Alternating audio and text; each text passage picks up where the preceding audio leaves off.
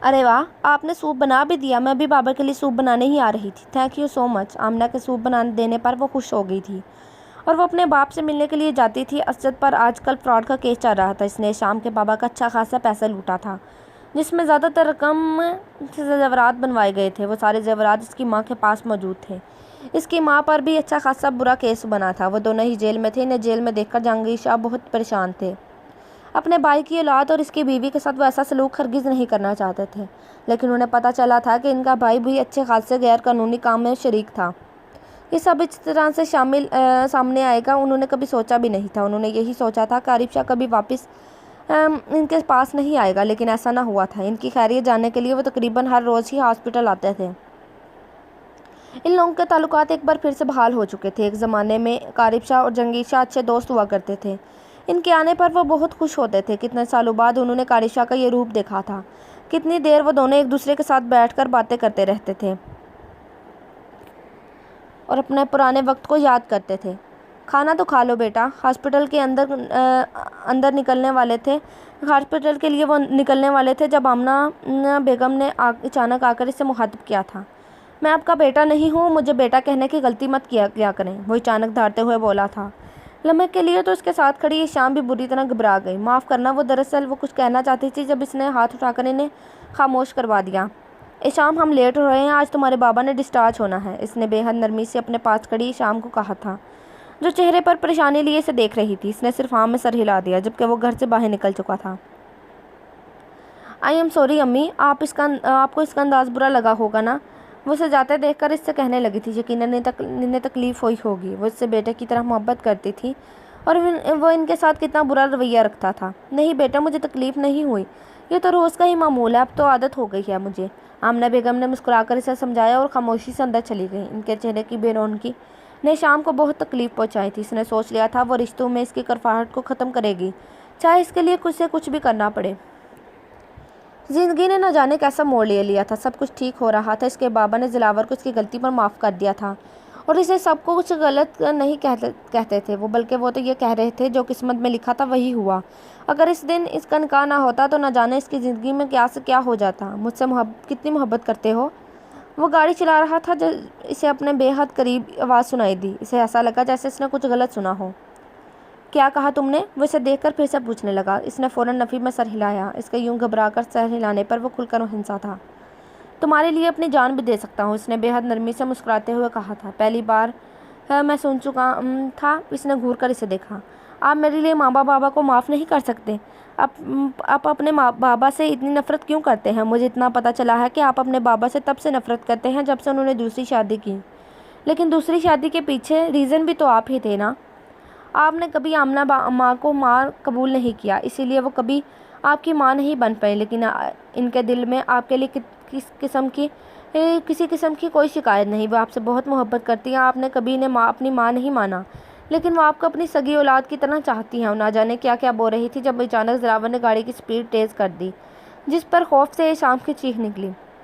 चलो घर चलते हैं। वो बाबा को घर छोड़कर इनके पास आकर इससे कहने लगा। नहीं, मैं अपने बाबा के पास ही रहूँगी चंद दिन के लिए। आप अगर घर जाना चाहते हैं तो चले जाएं। इसका लहजा काफ़ी रुखा था। दिलावर को कुछ गड़बड़ का एहसास हुआ।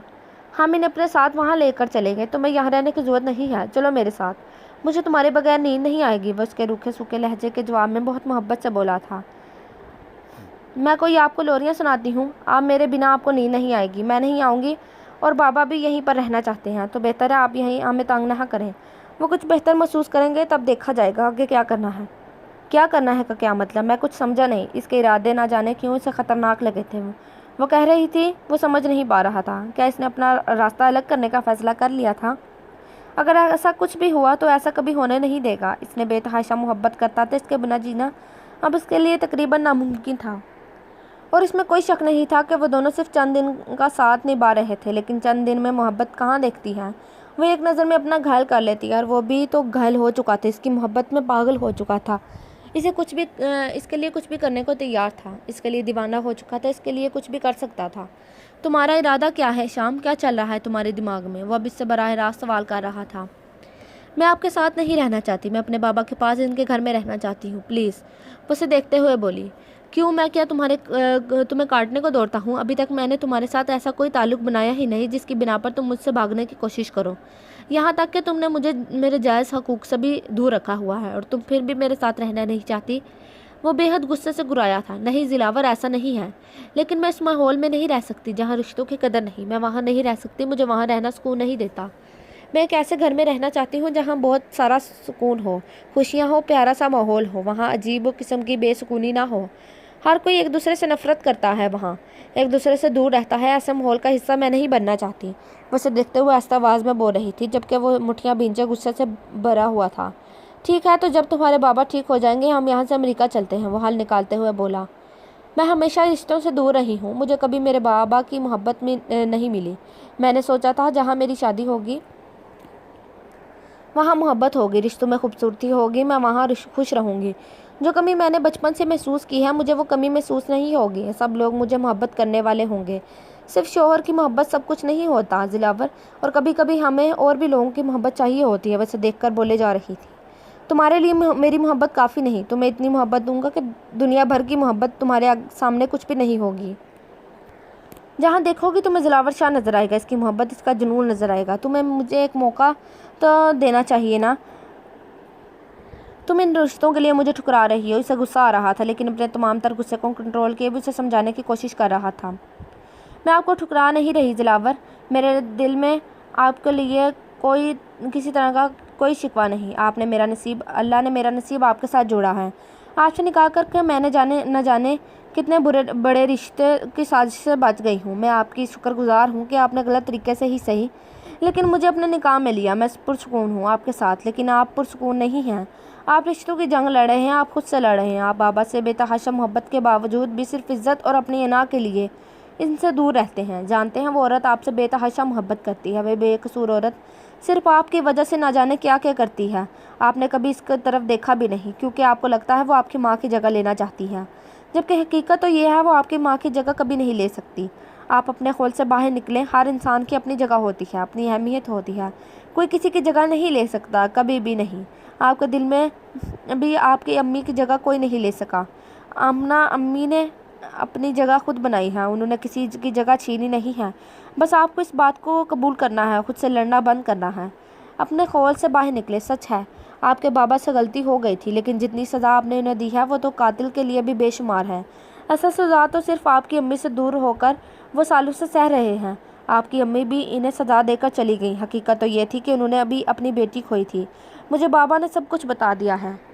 سب کچھ جاننے کے بعد بھی صرف آپ کے بابا کی غلطی تلاش کرنے کی کوشش کر رہی ہیں۔ کیا آپ اپنا دل بڑا نہیں کر سکتے؟ آپ ان کو معاف نہیں کر سکتے؟ وہ آپ کے بابا ہیں، پلیز خود میں تھوڑا حوصلہ پیدا کریں، انہیں معاف کر دیں اور اللہ کی رضا کے ساتھ ایک نئے رشتے کی شروعات کریں۔ مجھے یقین ہے سب کچھ ٹھیک ہو جائے گا۔ بس بہت ہوا شام، میرا دماغ خراب کرنے کی ضرورت نہیں ہے۔ تمہیں نہیں آنا میرے ساتھ مت آؤ، پڑی رہو یہیں پر، مجھے کوئی پرواہ نہیں ہے۔ وہ کہہ کر رکا نہیں تھا۔ اس کی ساری باتیں کا ایک جواب دے کر وہ چلا گیا، لیکن وہ جانتی تھی وہ لوٹ آئے گا، کیونکہ وہ جانتی تھی دلاور شاہ اس سے پاگلوں کی طرح محبت کرتا تھا۔ وہ جہاں بھی جائے گا لوٹ کر اسی کے پاس آئے گا۔ وہ اس کے سامنے ناشتہ رکھ رہی تھی، آج پہلی بار اس نے منع نہیں کیا تھا۔ قاری شاہ بھی اپنے کمرے سے نکل کر کرسی گھسیٹ کر بیٹھ گیا تھا۔ بہو واپس آئی؟ وہ اسے دیکھتے ہوئے سوال کرنے لگے تھے۔ جب سے یہ لڑکی ان کے بیٹے کی زندگی میں آئی تھی وہ بہت زیادہ خوش رہنے لگا تھا۔ وہ اپنے بیٹی کو خوش دیکھنا چاہتا تھا۔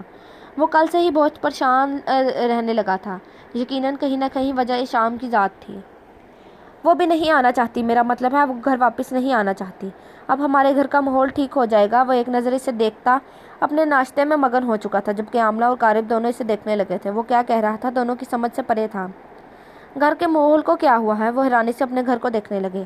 یہاں محبت نہیں ہے، نفرت ہے۔ یہاں بسنے والے سب لوگ ایک دوسرے سے نفرت کرتے ہیں، اور میری بیوی کو یہ سب چیزیں پسند نہیں ہیں۔ کہتی ہے یہاں موجود سب لوگ ایک دوسرے سے پیار میں پاگل ہوں۔ میں آپ کی بیوی کی عزت کروں، آپ سے محبت کروں، پتہ نہیں کیا کیا۔ اگر میں یہ نہیں کرتا تو وہ میری بیوی واپس آنا پسند نہیں کرے گی۔ وہ چبا کر بول رہا تھا۔ عجیب بچپنا کر رہی ہے یہ لڑکی۔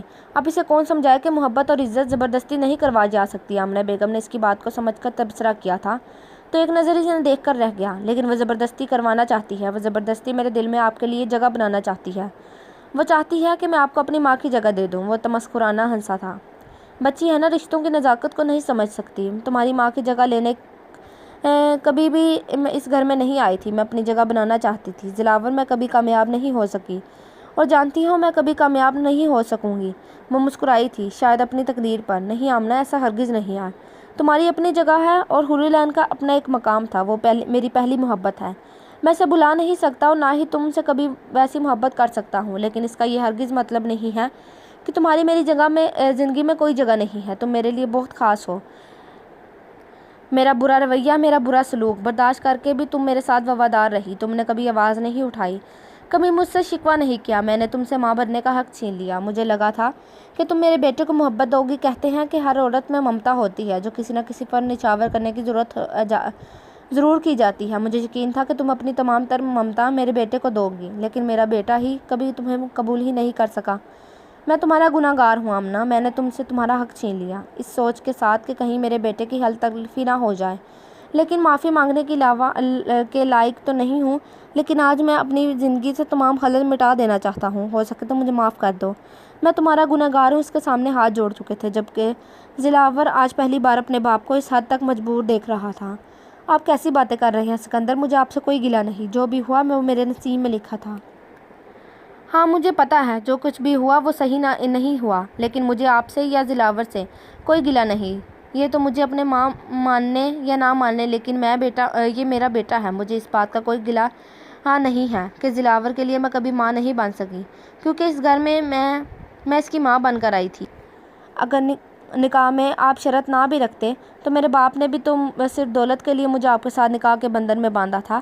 میری اپنی کیا حیثیت تھی کہ میں آپ سے گلہ کرتی یا آپ سے حق مانگتی؟ میں کچھ نہیں جانتی، بس اتنا پتہ ہے کہ میں نے دلاور کو ہمیشہ اپنی سگی اولاد مانا۔ دلاور کے ہوتے ہوئے میرے اندر کبھی بھی ماں بننے کی خواہش نہیں جاگی، کیونکہ میں ماں بن کر ہی آئی تھی۔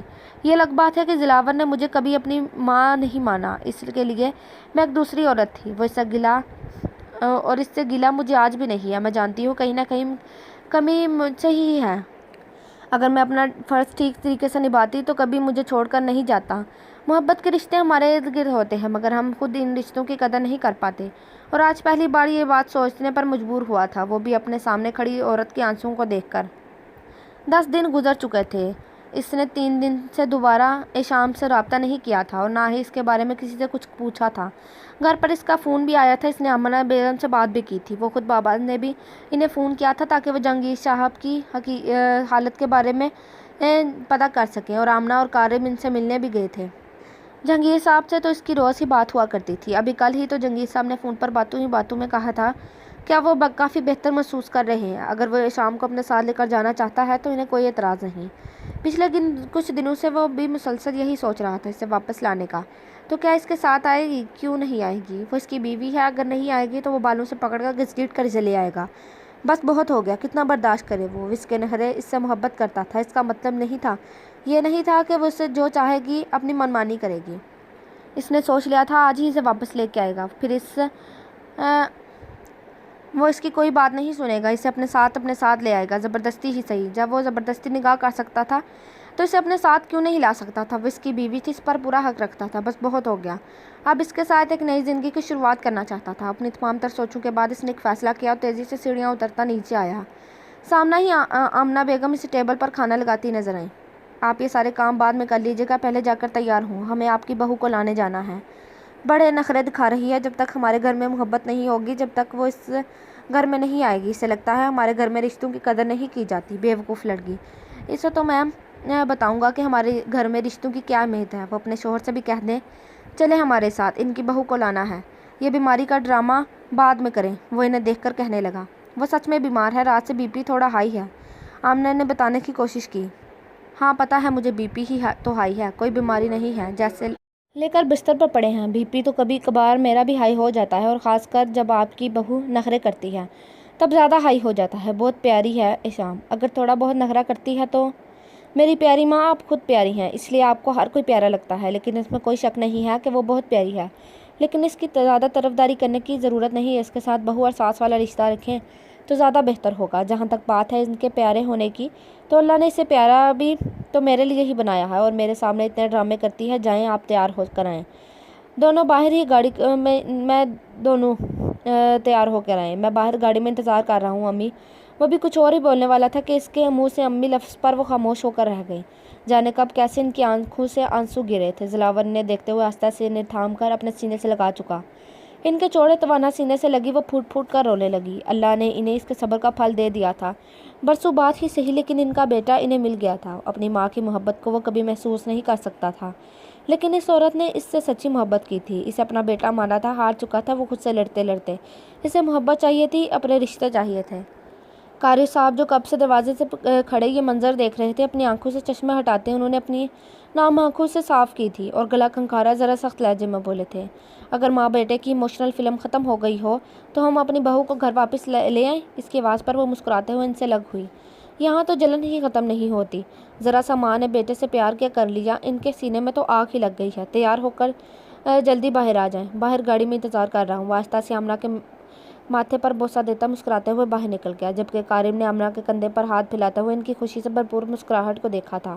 اتنے سالوں میں انہوں نے پہلی بار اپنی بیوی کو اتنا خوش دیکھا تھا۔ ان کے کیس کا فیصلہ ہو گیا تھا۔ فراڈ کیس میں سے 7 سال کی سزا ہوئی تھی، جبکہ جرمانے کے طور پر سے 50 لاکھ کا جرمانہ بھرنا تھا، جو کہ آسیہ بیگم کو اپنی تمام تر جویلری بیچ کر پورا کرنا پڑا۔ آسیہ بیگم کو زیادہ نہیں لیکن 3 سال کی سزا ہوئی تھی، فراڈ کا سارا پیسہ اپنے پاس رکھنے کے لیے۔ آج کل تو وہ صرف اور صرف جہانگیر شاہ کے پیر پکڑتے اس سے معافی مانگ رہے تھے۔ انہوں نے تو سوچا بھی نہیں تھا کہ کچھ نہ کر کے بھی وہ اتنے بڑے کیس میں اس طرح پھنس جائیں گے۔ انہیں 3 سال کی سزا دی گئی تھی اور جہانگیر شاہ اس کی سزا کسی طرح بھی کوئی کمی نہیں کر سکتے تھے۔ انہیں اپنے بھتیجے پر بہت ترس آیا تھا، لیکن اس کے ساتھ اور بھی بہت سارے کیس کھولے گئے تھے، جعلی ڈگری ہونے کے اور بہت سے لوگوں کے اس کے ہاتھوں جان جانے کے۔ بہت سارے لوگ ان کے خلاف کھڑے ہو گئے تھے، خاص کر وہ لوگ جن کے ساتھ کسی نہ کسی طرح سے اس نے دشمنی بنائی ہوئی تھی۔ ان لوگوں نے بہت برے طریقے سے اسے مزید پھنسا دیا تھا، اور جن لوگوں کا نقصان ہوا تھا سب سامنے آ گئے تھے۔ کسی کا بیٹا اس کے ہاتھوں مارا گیا تو کوئی اپنے شوہر کو نقصان کر بیٹھا تھا۔ اس کے ساتھ ساتھ اور نہ جانے کتنے کیسز سامنے آ گئے تھے جس میں ڈاکٹر کی لاپرواہی کی وجہ سے اکثر لوگوں کی جان چلی جاتی ہے۔ نہ جانے کتنے ڈاکٹرز پکڑے گئے تھے، اور دلاور نے بھرپور ساتھ دیا تھا تاکہ وہ ایسے جعلی ڈاکٹرز کو ان کے اصل مقام تک پہنچا سکے، اور یہ کام اس نے اپنے دل کی رضامندی سے کیا تھا اور وہ بہت خوش تھا۔ کھانے پر اچھا خاصا انتظام کر لینا، آج تمہارے سسرال والے آ رہے ہیں تمہیں لینے کے لیے۔ میں چاہتا تھا سب کچھ اچھے سے ہو جائے۔ بابا کمرے میں آ کر اسے بتانے لگے تھے۔ اب وہ پہلے سے کافی زیادہ بہتر تھے۔ انہیں ہاسپٹل سے لائے ہوئے آج 12 دن گزر چکے تھے۔ پچھلے 12 دن سے وہ یہیں پر تھی۔ اس نے بہت بار فون کرنے کی کوشش کی تھی، لیکن اس نے ہر بار یہی کہہ دیا تھا کہ وہ گھر واپس نہیں آنا چاہتی۔ تب تک تو ہرگز نہیں، جب تک اس گھر کا ماحول ٹھیک نہیں ہو جاتا۔ 2-3 بار تو دلاور نے اس سے اچھا خاصا غصہ بھی نکالا تھا، اور پھر اس نے فون کرنا ہی چھوڑ دیا۔ اگر وہ نہیں آنا چاہتی تھی تو نہ آئے۔ 3 دن اس نے کوئی فون نہیں کیا تھا، لیکن اسے یقین تھا آج نہیں تو کل وہ اس سے رابطہ ضرور کرے گا، کیونکہ وہ جانتی تھی وہ اس کے بغیر ہرگز نہیں رہ سکتا۔ یہ اس بات کا یقین تھا کہ شاید محبت کا یقین ایسا ہی ہوتا ہے، محبوب چاہے کسی بھی حالت میں کیوں نہ ہو، کبھی اپنے محبوب کا مان نہیں توڑا جاتا۔ اسے سمجھ نہیں آ رہا تھا وہ ایسا کیا کرے کہ وہ اپنے ماں باپ سے محبت کو دیکھ سکے، اس کی محبت کو محسوس کر سکے، پھر اس کے علاوہ اسے اور کوئی راستہ سمجھ میں نہیں آیا۔ شام نے نوٹ کیا تھا اس کی تمام تر توجہ کا مرکز اس کی ذات تھی، اور جب تک وہ اس کی ذات سے سامنے سے ہٹ نہیں جائے گی تب تک یقیناً وہ اپنے ماں باپ کی محبت کو نہیں دیکھ سکتا تھا۔ وہ جانتی تھی وہ اس کے بغیر امریکہ جانے کی غلطی ہرگز نہیں کرے گا، جبکہ فون پر وہ دوبارہ سے اسے دھمکی دے چکا تھا کہ اگر وہ اس کے ساتھ نہیں رہنا چاہتی تو وہ ہمیشہ کے لیے امریکہ چلا جائے گا، اور اسے دھمکی دے کر وہ امریکہ جانے کی بجائے اسجد کے کیس پر فوکس کیے ہوئے تھا، اور اسجد کے کیس کو بہت اچھے طریقے سے نپٹا چکا تھا۔ اسجد کو اس کے کیے کی سزا دلوا چکا تھا، اور آسیہ بیگم بھی اس کے بیٹے کے تمام جرموں میں برابر کے شریک ہونے کی وجہ سے جیل میں تھی، اور آج وہ آ رہا تھا اسے لینے کے لیے۔ وہ نہیں جانتی تھی سب کچھ ٹھیک ہوا تھا یا نہیں، لیکن اس نے کہہ دیا تھا وہ اسے لینے آ رہا ہے، مطلب صاف تھا کہ وہ اسے لینے ضرور آئے گا۔ اس نے سب کچھ بہت اچھے سے کیا تھا۔ کھانا بنانے کے بعد اس نے سب ملازموں کے ساتھ مل کر ٹیبل لگایا، وہ ڈائننگ ہال کو اچھی طرح سے دیکھ رہی تھی کہ کہیں کوئی کمی نہ رہ جائے۔ آخر اس کے گھر والے پہلی بار اس کے گھر آ رہے تھے، وہ کسی طرح کی کوئی کمی نہیں چھوڑنا چاہتی تھی۔ اس نے بابا کو اپنے اور دلاور کے بیچ کی مس انڈرسٹینڈنگ کے بارے میں سب کچھ بتا دیا تھا، جس پر انہوں نے بس اتنا ہی کہا تھا، محبت اور عزت زبردستی نہیں کروائی جا سکتی۔ اگر وہ رشتوں کو نہیں سمجھنا چاہتا تو تم بھی زبردستی مت کرو، اس سے صرف تمہارا اور اس کا رشتہ خراب ہوگا۔ جب اللہ نے چاہا تو انشاءاللہ ان لوگوں کے لیے سب کچھ ٹھیک ہو جائے گا، تو بہتر ہے تم اپنی زندگی کو اپنے طریقے سے گزارو۔ وہ اسے سمجھا رہے تھے، جبکہ وہ انہیں نہیں بتا سکتی تھی کہ وہ اپنی زندگی میں صرف شوہر کا ساتھ نہیں چاہتی बल्कि वो एक खूबसूरत सा घर चाहती थी जिसमें रिश्तों की खूबसूरती हो, मोहब्बत हो। काश जैसा इसने सोचा था सब कुछ वैसा ही हो जाए, सब कुछ ठीक हो जाए। मुश्किल था इसके लिए, लेकिन ये सब कुछ लेकिन वो अपने ही दिल में इतनी गुंजाइश पैदा नहीं कर सकता था। मुलाजमा के आकर बताने पर वो जल्दी से अपने कमरे से निकलती बाहर आई थी। वो लोग आ चुके थे। जहांगीर साहब खुद इन्हें रिसीव करने के लिए दरवाजे तक जा पहुंचे थे। गाड़ी से निकलकर इसने एक नज़र हवेली को देखा था जहां दरवाजे पर खड़ी वो इसकी मुंतजिर थी। वो मुस्कुराते हुए आगे बढ़ा। इसने साथ वाली सीट से इसके बाबा निकलते देखा। इसे दिल से खुशी हुई थी। वो लोग एक ही गाड़ी में आए थे, वरना इससे उम्मीद ही नहीं थी। लेकिन हैरानगी का झटका इसे तब लगा जब इसने अपना कुर्ता ठीक करते हुए गाड़ी की पिछली डोर खोली थी। इसे वहाँ से निकलती आमना बेगम का हाथ थामकर मुस्कुराकर वो अंदर की तरफ बढ़ा था। इसके लिए ये बहुत बड़ा झटका था। वह हैरानी से इसे देख रही थी। अम्मी अपनी बहू बेगम को सास वाला रोब जमा कर दिखाएं और इनके सामने खड़ा इनके कान में सरगोशी करता हुआ बोला। तो आमना बेगम ने बेबसी से इसे देखा था। मुझे क्यों देख रही हैं? अपनी बहू को देखें और ज़रा सख्ती निगाहों से घूर कर देखें ताकि इसे पता चले कि सास किस चिड़िया का नाम है। वो उनके कान में सरगोशी में बोला था, जबकि वो कान लगाकर सुनने की भरपूर कोशिश कर रही थी। समझ नहीं आ रहा था कि कल तक एक दूसरे बात नहीं करने वाले आज सरगोशियाँ हो रही थीं। अगर आपने सास वाला रोब नहीं झाड़ा तो मैं नाराज़ हो जाऊंगा, वो नाराज़गी से बोला। इनकी नाराज़गी वाली धमकी पर वो सच में बेबस हो गई थी। अभी इन्हें बेटा मिले वक्त ही कितना हुआ था। लड़की ये दरवाजे पर खड़ी हमें क्या देख रही हो?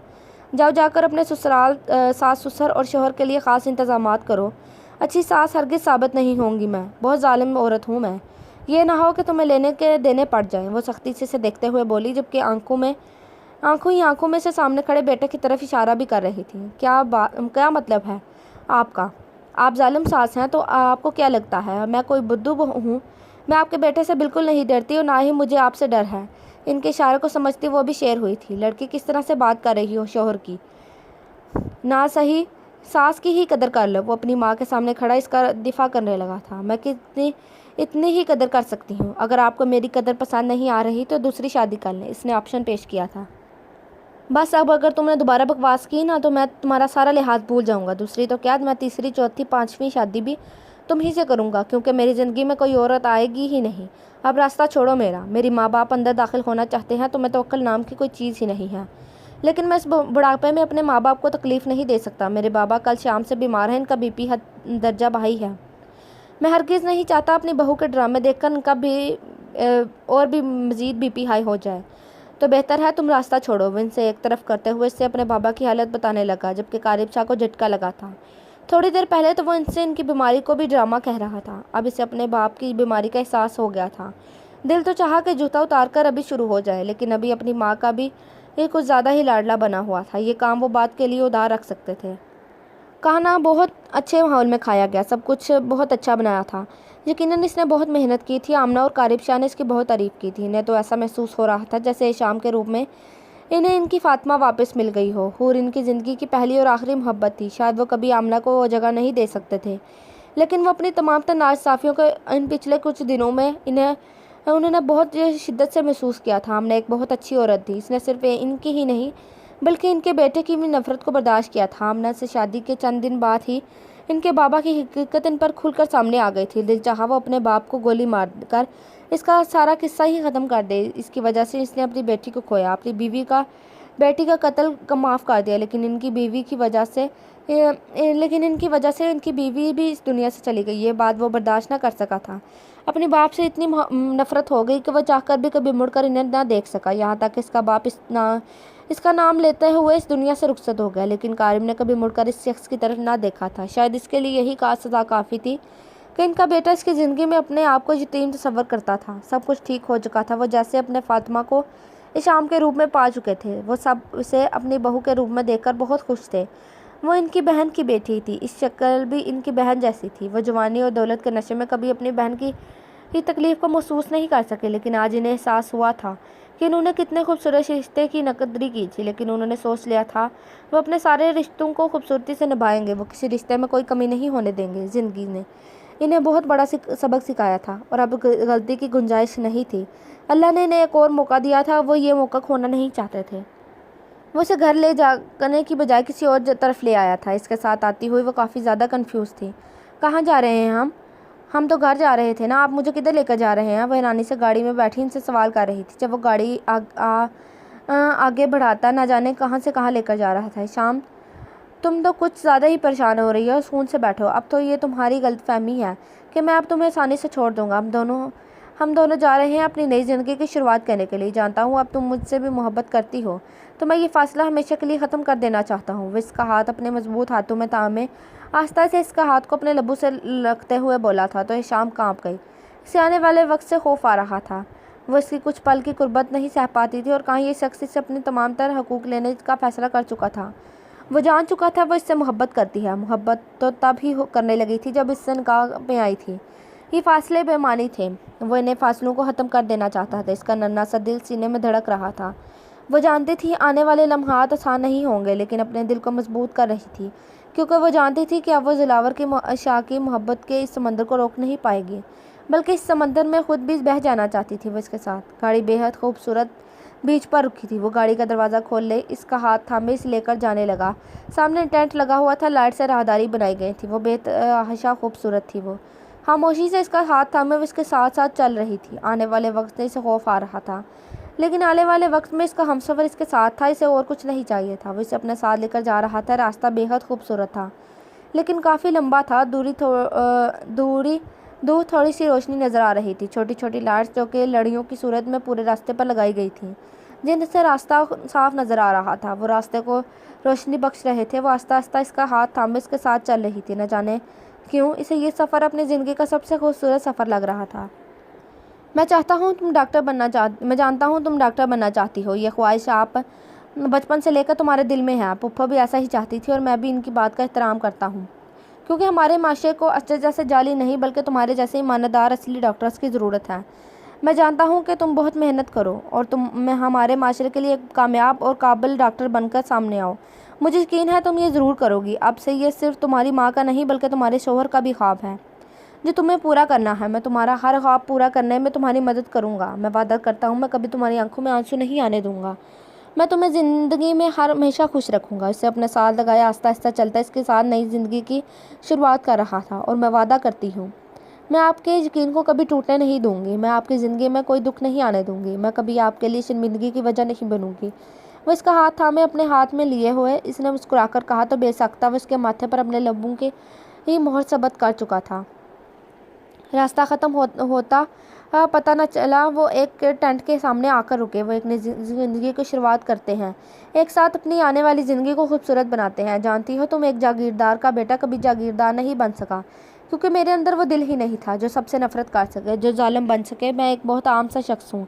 اللہ نے مجھے جاگیرداروں کے گھر میں تو پیدا کر دیا، لیکن میرے دل میں میری ماں کا دکھ دل رکھ دیا۔ میں کبھی بھی جاگیرداروں کی طرح نہیں بن سکا۔ میں یہ سب چینج کرنا چاہتا ہوں۔ میرے بابا چاہتے تھے کہ میں بھی ان کی طرح سیاست میں آ کر اپنا نام بناؤں، لیکن میں ایک عام انسان کی طرح زندگی گزارنا چاہتا ہوں۔ میں تمہارے ساتھ اپنی نئی زندگی کو خوبصورت بنانا چاہتا ہوں۔ میرے لیے تم میری پہلی اور آخری خوشی ہو۔ اس جاگیردار کی جانب ہو۔ آج یہ جاگیردار اپنی تمام تر جاگیر تمہارے نام کر دیتا ہے۔ آج سے میں اپنا دل تمہارے نام کرتا ہوں۔ آج سے یہ تمہاری جاگیر ہے۔ میری زندگی میں تم سے پہلے کوئی آیا اور نہ ہی کوئی تمہارے بعد آئے گا۔ مجھ پر، میرے دل پر، میری دھڑکنوں پر، دلاور شاہ کی ایک ایک سانس پر تم حکومت کرو گی۔ وہ اسے اپنے ساتھ ٹینٹ میں لاتے ہوئے بول رہا تھا۔ ٹینٹ کے اندر ایک بیڈ تھا جس پر خوبصورت پھولوں کی پتیاں بکھری تھیں۔ یہ سب کچھ اس نے کیا تھا، وہ نہیں جانتی تھی، کیونکہ وہ تو صبح ان کے ساتھ تھا۔ یقیناً یہ سارے کام اس کے دوستوں نے کیے ہوں گے۔ اس کا دل بے ترتیبی سے دھڑک رہا تھا۔ آنے والے لمحات کو سوچ کر وہ خوفزدہ تھی، جب اچانک اس نے اپنی گردن پر دلاور کے لبوں کا لمس محسوس کیا۔ دل ڈھول کی طرح بجنے لگا تھا، جبکہ وہ خاموشی سے اس کی قربت کو برداشت کر رہی تھی۔ نازک سے وجود کو اپنی باہوں میں بھرے وہ اسے بیڈ پر لے آیا۔ بیڈ کے ساتھ ساتھ سارا ٹینٹ اس وقت پھولوں کی خوشبو سے مہک رہا تھا۔ وہ ایسے ان پھولوں کی خوشبو سے نہیں بلکہ پیار کی خوشبو سے مہکا دینا چاہتا تھا۔ تبھی تو وہ آج اپنے آپ کو بنا کسی بھی طرح کی پابندی لگائے اسے خود میں قید کرتا جا رہا تھا۔ اس کی شدت سہتی وہ اپنا آپ اپنے محرم کے نام کر چکی تھی۔ اس کے نازک سے وجود کو وہ کسی قیمتی شے کی طرح خود میں بسائے اپنی شدتیں لٹا رہا تھا۔ وہ باہوں میں پگھلتی بس اسی کی ہو رہی تھی۔ وقت آہستہ آہستہ گزر رہا تھا، جبکہ وہ اسے اپنی محبت کی بارش میں بھگوتا چلا گیا۔ اس کی آنکھ کھلی تو وہ تھکن سے بھرپور وجود لیے اس کے ساتھ لیٹی ہوئی تھی۔ وہ بس اس کے چہرے پر اپنی محبت برساتا اس کے وجود کو خود میں قید کیے ہوئے تھا۔ آئی لو یو سو مچ، بہت پیار کرتا ہوں تم سے۔ تم جان ہو میری، تمہارے بنا کیسے رہوں؟ اس کی گردن کو جا بجا چومتا وہ اپنی محبت کا اظہار کر رہا تھا۔ اس کی شدتوں کو سہ کر وہ بڑی مشکل سے تھوڑی دیر پہلے ہی نیند میں اتری تھی۔ اس کے چہرے پر جا بجا اپنے لب رکھتے وہ اسے اپنے دل کی ہر بات بتا رہا تھا۔ احشام کے دل کی دھڑکنیں بے ترتیب ہوئیں۔ وہ جانتا تھا اس کی شدت سے بچنا چاہتی تھی، وہ اتنا ہی اسے خود میں قید کر رہا تھا۔ اس کا انداز بہت بے باک تھا، وہ پہلے ہی جانتی تھی جتنا وہ بے باک ہے۔ عجیب دیوانہ تھا وہ آج، اس کا پور پور اپنی محبت کی بارش میں بھگو رہا تھا۔ وہ اپنی دیوانے کی الگ تحریر لکھ رہا تھا۔ آج وہ پوری طرح پاگل ہو جانا چاہتا تھا۔ اسے اپنی باہوں میں بھرے اس کی دھڑکنوں پر اپنا نام لکھتا، وہ اس کے لیے آج کوئی راہ فرار نہیں چھوڑ رہا تھا۔ اس کی شدت کو سہتی وہ بمشکل بے ترتیب سانسیں لے رہی تھی اور آج اس کو بخشنے کے موڈ میں نہیں تھا۔ احشام، میں چاہتا ہوں میرے گھر میں بیٹی آئے۔ اللہ کی رحمت بن کر وعدہ کرتا ہوں میں اپنی بیٹی کی بہت محبت دوں گا، اس کا نام فاطمہ رکھوں گا۔ اپنی ماں کی خواہش کو پورا کروں گا۔ وہ اپنی فاطمہ کو محبت نہیں دے سکی، لیکن میں اپنی فاطمہ کو بہت پیار دوں گا، ایسا ہوگا نا؟ وہ اس کا ہاتھ تھامے اس سے سوال کر رہا تھا۔ اس نے آہستہ سے ہاں میں سر ہلاتے ہوئے اس کے سینے پر اپنا سر رکھ دیا۔ 7 سال بعد وہ اس سال سب سے بہترین ڈاکٹر کا ایوارڈ جا رہا ہے، ڈاکٹر احشام دلاور شاہ کو، جنہوں نے اپنی قابلیت سے ہمارے ہاسپٹل کا نام روشن کیا ہے۔ بہت بڑی محفل منعقد کی گئی تھی جس میں ووٹنگ ہو رہی تھی۔ اس سال کے سب سے بہترین ڈاکٹر کا ایوارڈ اسے دیا گیا تھا کیونکہ وہ سب سے قابل تھی، اس میں کوئی شک نہیں تھا۔ اس نے اسے ہاسپٹل میں اپنی زندگی 3 سال لگا دیے تھے، اسے وقت دیا تھا تاکہ وہ اپنے خوابوں کو پورا کر سکے۔ یہ خواب صرف اس کا نہیں تھا، وہ کمزور لڑکی جو کسی کے سامنے بات نہیں کر سکتی تھی، جسے بزدل کہتے تھے، آج اتنے بڑے ہاسپٹل کی بہترین ڈاکٹر قرار دی گئی تھی۔ 3 سال پہلے جب اس کے ہاتھ ڈاکٹر کی ڈگری آئی تھی، اسے لگا تھا جیسے پوری دنیا اس کے قدموں میں آ گئی ہو۔ اس کی خوشی کی کوئی انتہا نہ تھی۔ وہ سب سے زیادہ شکر گزار تھی اس شخص کی جس نے اس کا ساتھ دیا تھا، اس کا پورا خواب پورا کرنے میں اس کے قدم سے قدم ملا کر چلا تھا۔ اس کی پڑھائی ڈسٹرب نہ ہو، وہ اپنے خوابوں سے پیچھے نہ رہ جائے، اس لیے اس نے اپنے خوابوں کا گلا گھونٹ دیا تھا۔ انتظار کیا تھا کہ جب تک وہ اپنے پیروں پر کھڑی نہ ہو جاتی تب تک وہ اپنے اور اس کی فیملی کے بارے میں نہیں سوچے گا۔ اس کا باپ جو پوتا پوتی کا منہ دیکھنا چاہتا تھا، اپنی یہ خواہش دل میں لیے 3 سال پہلے ہی اچانک حرکت قلب بند ہونے سے خالق حقیقی سے جا ملا، لیکن اس نے آمنہ کو کبھی اکیلے نہیں رہنے دیا تھا۔ کب کیسے وہ نہیں جانتا تھا، مگر آمنہ ہاں اس کے لیے حور سے زیادہ اہم تھی۔ وہ حور العین کو بھلا نہیں سکتا تھا، آخر وہ اس کے جنم دینے والی ماں تھی، لیکن اس کی محبت کرنے والی، اسے اپنا سمجھنے والی ماں تو آمنہ ہی تھی۔ کن سوچوں میں ڈوب گئے مسٹر شاہ، اپنی بیوی کی تصویر لینے والے تھے آپ۔ وہ اس کی اور آمنہ بیگم کی خوشی کو سوچتے ہوئے نہ جانے کن سوچوں میں ڈوب گیا تھا کہ عمران نے اچانک اس کے کندھے پر ہاتھ رکھا۔ ارے نہیں کچھ یار، بس ایسے ہی سوچ رہا تھا ماما جان اور پری ٹی وی پر یہ منظر دیکھ رہی ہوں گی تو مجھے یہاں تصویریں بنانے میں وقت برباد نہیں کرنا چاہیے، بلکہ اپنی ڈاکٹرنی صاحبہ کو لے کر جلدی سے گھر پہنچنا چاہیے۔ وہ عمران کو دیکھتے ہوئے بولا۔ عمران نے بھی اس کی بات سے اتفاق کیا تھا۔